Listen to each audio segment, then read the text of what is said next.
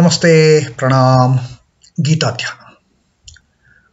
ओम पार्थाय प्रतिबोधितां भगवता नारायणेन स्वयं व्यासेन ग्रथितां पुराणमुनिना मध्ये महाभारतम् अद्वैतामृतवर्षिणीं भगवतीम् अष्टादशाध्यायिनीम् अम्ब त्वामनुसन्दधामि भगवद्गीते भवद्वेषिणीम्।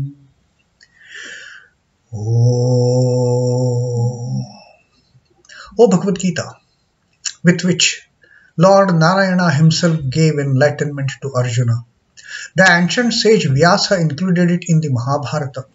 O Goddess, showerer of the nectar-like knowledge of non-dualism contained in your 18 chapters, O my affectionate mother, the destroyer of rebirth, I meditate upon thee. Krishna Vandana.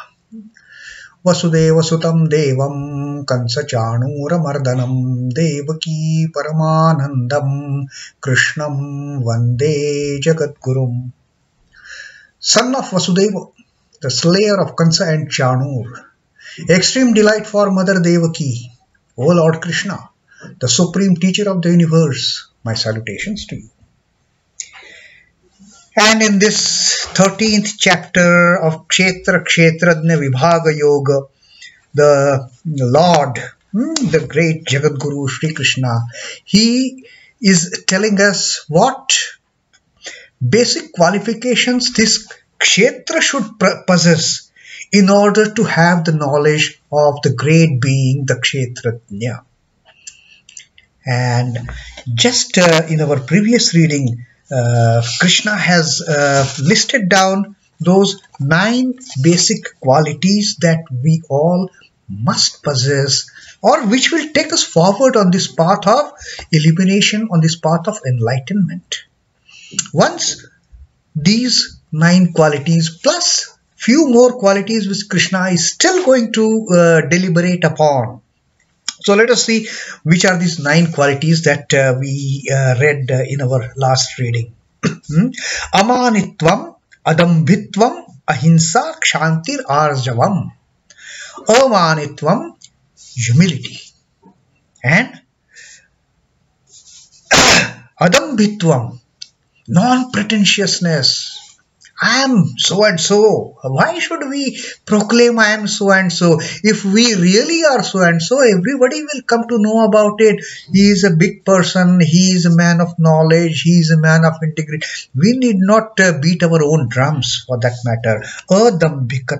Adambhitvam, non-pretentiousness. And that also is modesty. We should be humility, we should have the humility, we should have that humbleness, we should have that modesty, not beating our own drums.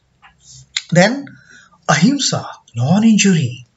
Non-injury in terms of physical injury, mental injury, emotional injury, injuring anyone's feelings or injuring anyone physically, that should not be our attitude at all. Rather, we should develop the attitude of kshantihi, forgiveness, forbearance. We should forbear whatever is happening. And even if somebody is doing bad to us, we must always have. Because if that fellow has done bad to us, as per the law of karma, fine. That fellow also is going to suffer in some way or another. Why should I have an ill feeling for that? Let me forgive him. Poor fellow, he doesn't know, she doesn't know what they have done. It is their misfortune. Fine, they have done it. Okay, no problem. They will reap the benefits, the fruits of their karma. Why should I become angry? Why should I start cursing them back? Why should I slap them back? Kshantihi. And arjavam.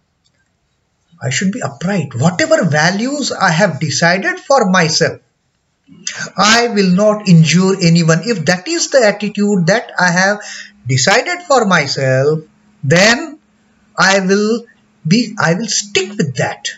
I will absolutely be upright about it. That all my words and actions, they will be harmonized. And harmonized for the right conduct. Come what may, I will not deviate from my principles. Come what may. I may suffer losses on account of it, but I will not budge from my principles. That is the uprightness. Then Acharyopasanam, serve the teachers. Shaucham, the purity in external and internal. Only external purity is not going to take us anywhere till we are internally pure. We are pure to the core. We are pure in terms of thoughts, words and deeds. Nothing will happen. So we have to always focus on that aspect of shaucham, purity. Sthairiyam, steadiness. How I am steady, how I am firm under different circumstances. That determines my going forward. And Atma Vinigraha, the self-control. Self-control of not allowing the sense organs to run towards the sense objects in order to have that desire of fulfillment of the desires of seeking material enjoyments. How much control I can have on my senses. That determines my self-control. So that is the 9 qualities that Sri Krishna had told us in the 7th shloka. Today in the 8th verse we will read some more about it. Krishna says, indriyārtheṣu vairāgyamanahaṅkāra evaca janmamṛtyujarāvyādhiduḥkhadoṣānudarśanam. Again Sri Krishna is harping upon controlling the indriyas, controlling the senses. Indriyārtheṣu vairāgyam, dispassion towards the sense objects. Control your sense organs so that they are not tempted by the sense objects to have all those worldly, materialistic, bodily enjoyments. Wherever that element of enjoyment comes, just have that control. Have the control over sense objects as well as sense organs. Indriyārtheṣu vairāgyam. Have dispassion.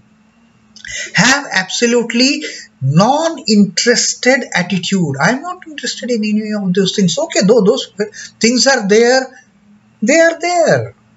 That doesn't mean I should allow my sense organs. I should not allow my sense objects, sense organs to get tempted by those sense objects.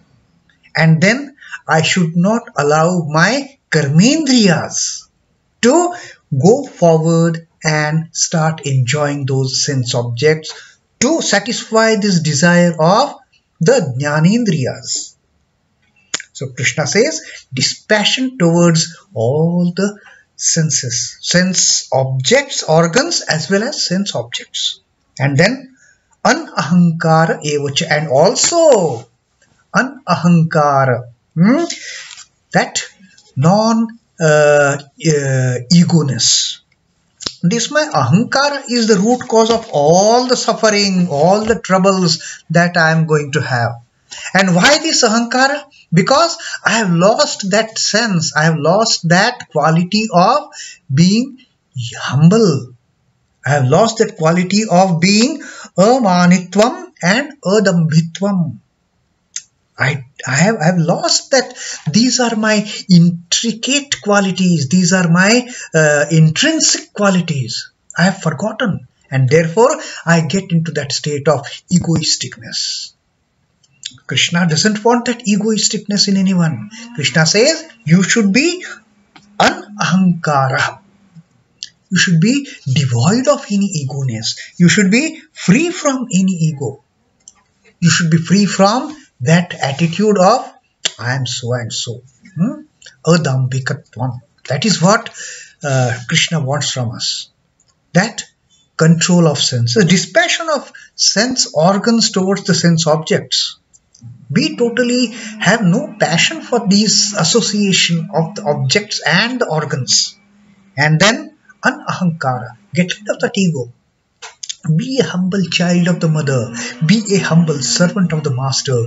Be a humble devotee of the Lord. There is no need to think that I am such and such person. I am who can do, who are you? You don't know who I am? That is the typical sentence people use whenever anyone is trying to harm you. You don't know who I am? Who are you? Get rid of that attitude, who I am. I am just an insignificant child of my mother. I am significant in terms of being a child of the mother. But in terms of ego, I am insignificant. Then, janmamṛtyujarāvyādhiduḥkhadoṣānudarśanam. Have the darshan, have the perception, realization that janmamṛtyujarāvyādhihi. All these are dukkhamaya. The birth, the death, the old age, and all those sicknesses, bodily pains, they are all the painful experiences. Try to realize this, and therefore Krishna says, only when we develop this knowledge, only when we develop this attribute, that all these things are so painful. Janmamṛtyujarāvyādhi. There is no pleasure in that. There is no bliss in that. There is no ananda in that. We are part of Satchidananda. But this janmamṛtyujarāvyādhi, the birth, the death, the old age, and the vyādhihi, all these ailments that this body is possessing, that the body is undergoing, it is bringing nothing but the pain and taking us away from that anandam element of the Satchidananda. Our nature is ever blissful. Our nature is ever resplendent with that bliss, enjoyers of that bliss, anandam. But with the birth, death, old age, and the ailments, we are trapped in that net of pain, pain, pain. Not a single moment is without pain for that matter. As the body grows and starts decaying, there is nothing but pain. I have this problem, I have that problem. We all have our bodily problems all along. So, Krishna says, try to understand that if you have to reach that stage, ultimate stage of liberation, moksha, mukti, of the self-enlightenment, then we must have this realization, we must have this perception that this process of birth, old age, decay and death, it is filled with pain. Only when we imbibe it to the inner core, then only our struggle for liberation will start, not before that. Till the time we are trapped in this net of enjoying the sense objects, till the time we are trapped in this net of I am such and such, I am so and so, and till the time I am entrapped in this so-called process of life, we are experiencing nothing but pain. We are away from that anandam. We are away from that absolute bliss, which in fact is our true nature. So Sri Krishna says, always keep it in mind that this janmamṛtyujarāvyādhi, they are as painful as anything. And the enjoyment of the sense objects, that is also painful. It never happens that having enjoyed the sense objects, we really are happy, we really are joyous. No way. In terms of enjoying the sense objects, there is no single-handed joy attached to it. The sorrow, the painful element is hidden always. It is attached to it. All the happiness is attached with unhappiness. We don't see that unhappiness portion at the beginning. It remains hidden from us. It is only when we are chasing the happiness, when we think that, okay, I have got the happiness, then we realize, oh my God, I have embraced happiness, but the unhappiness has also embraced me. I have embraced joy, but sorrow has also embraced me. They don't come singly. They are always together. The negative element attached to this element of positivity, the joy with sorrow, happiness with unhappiness, pleasure with pain, this is always there. They don't come, the pleasure, joy, happiness, they don't come singly. There always is a hidden displeasure, there is always hidden pain, there is always hidden sorrow, hidden unhappiness attached to all of these. So Krishna says, get rid of it. And we perceive this happiness, unhappiness because of our ego. Because of our ego, we have this realization that momentarily I am happy, the next moment I am unhappy. Momentarily I am enjoying that joy. Next moment I am in deep trouble. Momentarily I am enjoying that pleasure. The next moment I am suffering from pain. And this is what our ego determines. And Krishna says, just get rid of ego. Get rid of ego. Get rid of desire of enjoying the sense objects. And always realize that this process, this cycle of birth and death, it is not alone birth and death that we come, take birth, we enjoy life, we die, and again there is also an element of vyadhi and jara. There is always an element of old age and the ailments attached to this body. It is always there. Nobody dies 100% fit. Something or the other is always there which is troubling us, which is troubling this body physically. And therefore, Sri Krishna says that always try to remember that this process is extremely painful. Dukkhanudarśanam. It has hidden pain in it. It has hidden sorrows in it. It has hidden troubles in it. This process of birth and death. And in between birth and death, there lies the old age and the ailments, the illnesses, the sicknesses. So that is Sri Krishna's teaching on further acquiring these qualities of getting rid of desire for enjoying senses and getting rid of ego, and then understanding that the process of life and death is extremely painful. Let us see what Sri Ramakrishna talks on this. Sri Ramakrishna, he gives his advice to his disciples that man grows in devotion to the Lord in direct proportion to his detachment from the objects of senses. Sri Ramakrishna says it is in direct proportion. How far we are going away from the sense objects. How far we are detaching ourselves from the sense object. In the same proportion, we go near the Lord. The more we get away from the sense object enjoyment, the more we go near the Lord. So that is how this process takes place. That is how this journey takes place. So if we have to go towards the Lord, we have to go away from the desire to enjoy the sense objects, to have that materialistic enjoyment, to have that worldly, bodily enjoyment. Only then, when we get away from that, when we detach ourselves from the sense objects, enjoying the sense objects, when we detach ourselves from that, we go nearer and nearer to the Lord. So that is a very simple teaching of Sri Ramakrishna, in line with what Sri Krishna has told us in this indriyārtheṣu vairāgyam. So that was the 8th shloka of the 13th adhyaya, Kshetradnya Vibhag Yoga. Om Namo Bhagavate Vasudevaya. Sri Krishna Arpanamastu. Jai Sri Ramakrishna. Jai Thakur. Jai Ma. Jai Swami.